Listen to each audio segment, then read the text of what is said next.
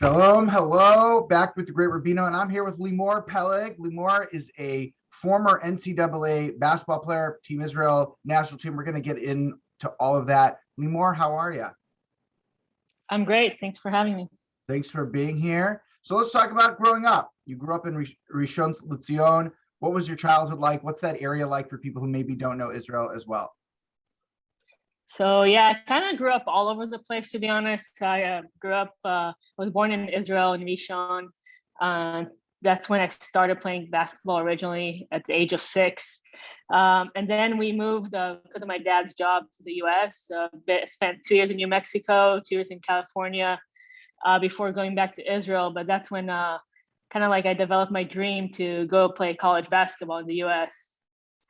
So after coming back to Israel, I made it like my goal to make it to college. And so what are the high school leagues like there? Are they competitive? Did you find yourself better than everyone else? What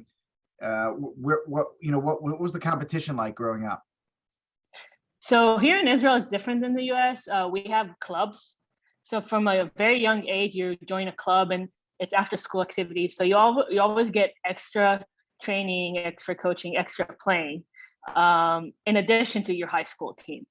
So the high school is not the main, like in the States, it's not the main league. But it was fun. It's fun and like the best years I had because, when it's professional, it's professional. And that was just playing fun for your high school. But it's pretty competitive. Great. So you went to the University of Alaska, which is quite the different spot than Eretz Yisrael. How did you end up in Alaska? How was that recruiting process to go somewhere that's not, you want to play in the States, you're technically in the States, but obviously it's a journey.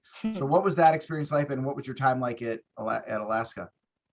Well, I pretty much chose the farthest place from Israel and the opposite place.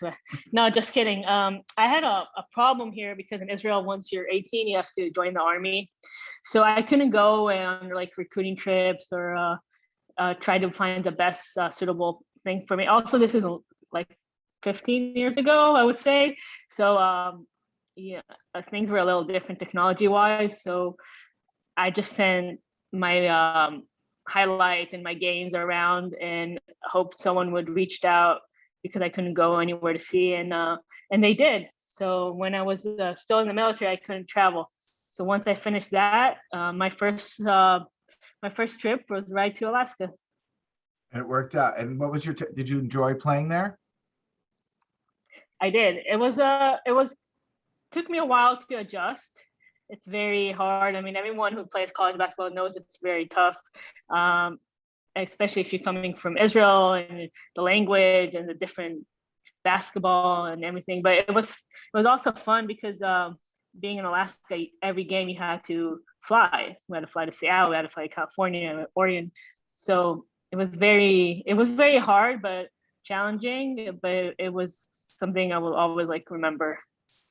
And towards the end of your college career, you hurt your knee, correct?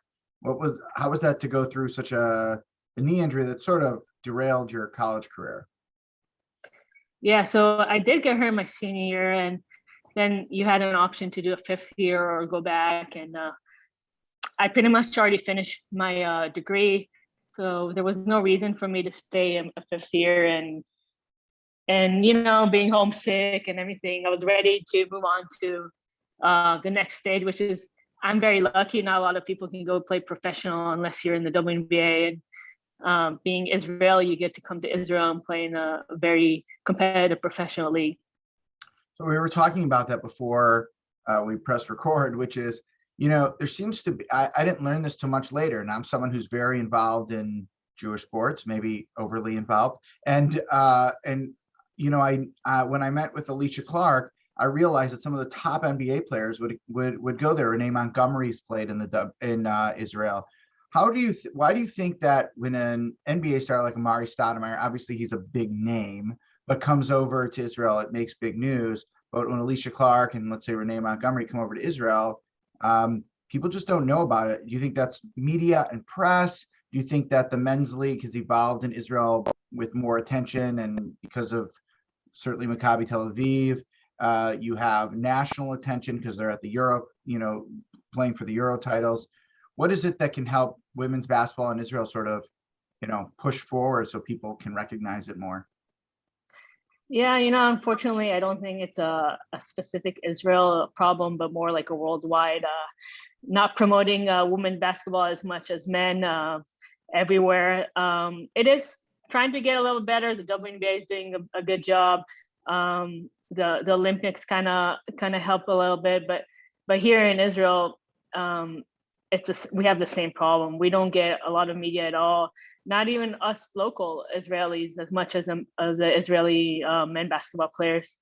But it's true. We get a lot of WNBA stars that come to play here during the season. It's not we don't pay as much as Russia or Turkey, but they love it here. It's great culture, and they like the basketball here, and it's easy to adjust for them. We're very Americanized, and it helps us because it makes our league a lot better and competitive.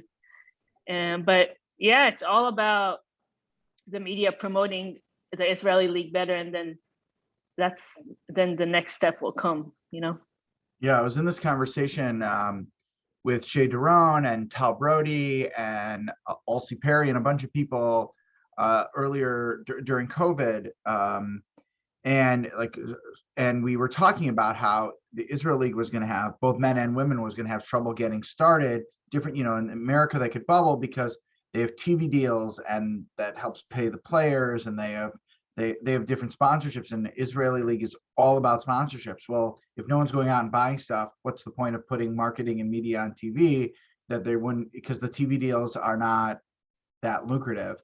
And what you're saying is that women are barely are on TV even less than the men. So I'm imagining the whole season was sort of like a wash, correct?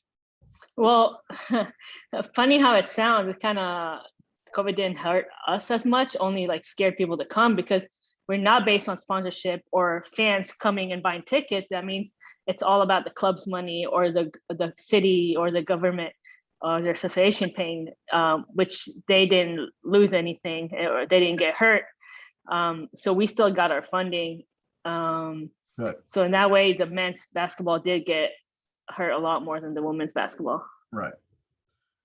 Let's talk about the Israel national team. Are you still playing on it? And if not, or if so, tell us a little bit about the team regardless. How do we stack up, and how do we push Israeli women's basketball to the forefront where we can maybe make an Olympics in the coming years? Yeah, so I actually retired last year. Okay. Again, I had the same senior college injury, that ACL that kind of made me decide it was time to hang up my shoes and move on to my next thing.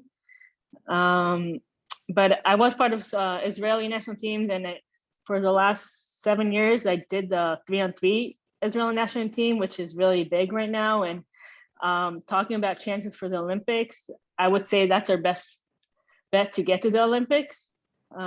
Everyone is in the world now is putting a lot into 3-on-3. It's really growing. It's huge, and it's actually fun. I enjoyed that just as much, if not even more, than 5-on-5. Love it. Okay, so tell us a little bit about Striv, is what you do now. Tell us about Striv. Where can we learn more about it? How do we get in touch with it? What is it? Yeah, so Striv kind of started when I retired and COVID started and everything together, and we started living this remote life, and gave me this idea about making a remote platform for coaches and players worldwide to connect and train. So I want to make it this platform as personalized as you can, as if you're in person with your player, but through an app. That means that you choose your coach, and he builds a practice plan for you, and then you record it. We added some AI functions to it. The coach reviews it, and he sends you another plan, depends on what you need to work on. So it's very, very personalized. And that way coaches can expand their player base because they can do 10 practices an hour instead of 4 a day. And also players. When I was a kid, personal coaching is very expensive. and not everyone can afford it. And then maybe in 2 weeks you can do it, and that way you can train almost every day. And the best thing you can do when you have time, when on your own terms. Love it. All right, what's the website? It's www.striv with a 3.app. A 3 instead of an E. Exactly. Exactly. All right, so people should definitely check it out. I want to thank Limor for coming on the Great Rabbino, and hopefully we'll hear more from you in the future. Yes, thank you again for having me.